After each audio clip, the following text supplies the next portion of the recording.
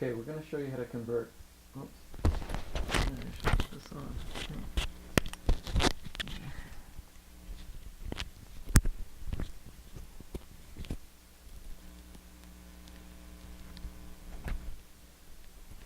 Check 1, 2.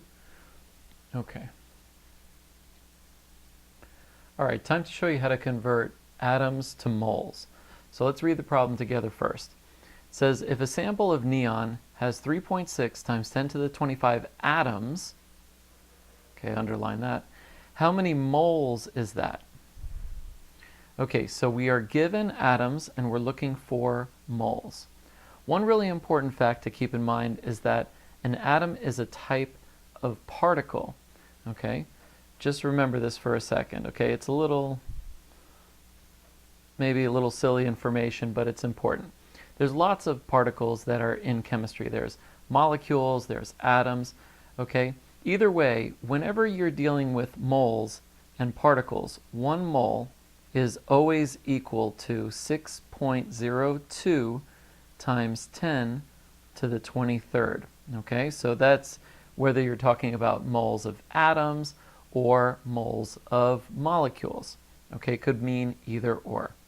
Now in this particular situation we're dealing with atoms, so we're going to try to stay focused on that. All right, so I'm going to take my blue pen here and I'm going to solve this in 2 ways. The first way is the dimensional analysis style, which is my personal favorite. 3.6 times 10 to the 25 atoms of neon, that's what we're given here. So for dimensional analysis you always start with the given information, and then you need to use some kind of conversion factor. So we have to use something that's going to allow us to go from atoms to moles. And you kind of got the hint from what I wrote up here at the top. So I'm going to draw a line, and then I'm going to write 6.02 times 10 to the 23rd atoms of neon. And in the top I'm going to write 1 mole of neon, which is abbreviated MOL. And that's it. That is all you need to do for the setup of this problem. Atoms of neon cancels with atoms of neon, so we can be assured that we're going to be left with moles of neon at the end of the problem. So, time to do some math. On my calculator I'm going to type 3.6, and then to enter this part of the number I'm going to hit second function and then hit the EE key and then type in 25. Almost got me.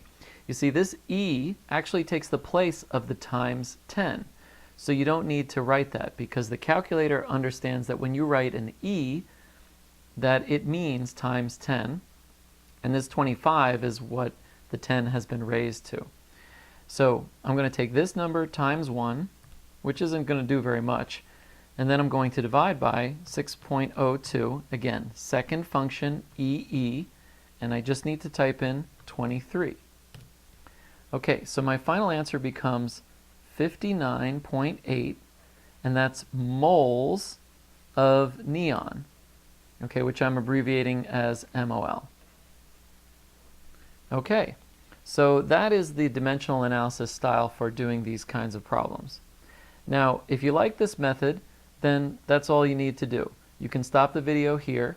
If you want to see another way to do the video or to do the problem, then what I'm going to do is solve another piece of it down below here. Okay? So in order to do this, I need to introduce you to a concept using a system of triangles. And so here is the way that this system works. You draw a triangle and you divide it into 3 parts. Okay? So in this case, I'm going to make a triangle that includes atoms. So I'm going to write atoms up here. I'm going to put moles over here. And I'm going to put Avogadro's number in here, which is 6.02 times 10 to the 23rd. Okay? So this is the kind of triangle that we're going to use for solving this problem another way. Actually, we'll use the black for this time.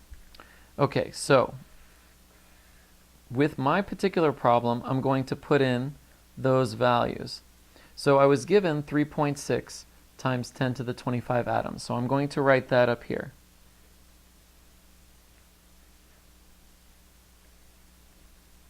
Down here I'm going to write Avogadro's number. And then over here I'm looking for the moles. Okay, I'm looking for my moles of neon. So now I'm going to use this triangle. I'm going to transform this into a math problem now.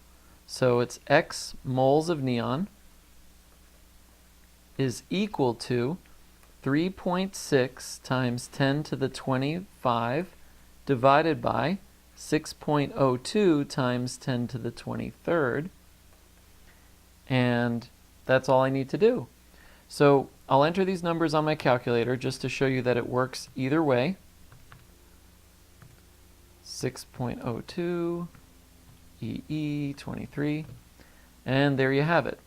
So whether you do it with the dimensional analysis style or whether you solve the problem using this triangle method, you're going to get the same answer.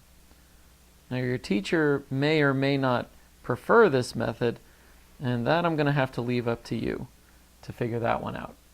Okay, but here is the problem solved using two methods. You can either use the dimensional analysis style or you can use the triangle method that I showed you below.